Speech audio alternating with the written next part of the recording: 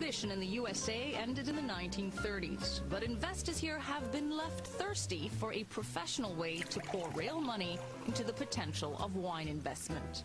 Well, no longer. The first wine fund, managed by Wall Street executives with Wall Street capital behind it, has been uncorked.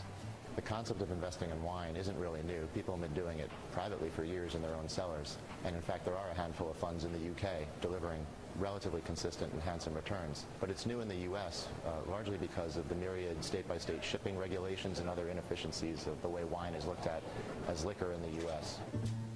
So, enter the US Wine Fund. It works like a private equity fund. Investors pool money and a manager buys, holds, and sells. The Wine Trust is a closed-end fund which in principle allows the capital to ferment. You know, wine is a very long-term asset, but it's historically been funded by very short-term capital. That's a classic mismatch. When you put patient capital, such as that afforded by a private equity fund behind wine, you can afford to do the right things by it and generate the capital appreciation it provides over time. And over time, wine has proven its performance. The LiveX 100 Fine Wine Index, the industry benchmark, has rebounded this year to just 11% off its all-time high in 2008. And in the last 5 years, the average return of the LiveX is nearly 20% a year, outperforming equity markets from the U.S. to Hong Kong. The only equity markets that have really returned more than the LiveX are the true emerging markets.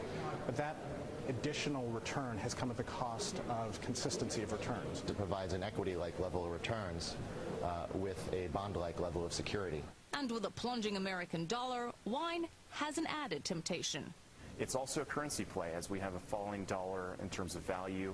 And worst case scenario, unlike other asset classes, you can actually drink it and enjoy it, which is a nice plus. So in these turbulent, tipsy markets, wine can be a sobering investment. Michelle McQuarrie, Bloomberg News.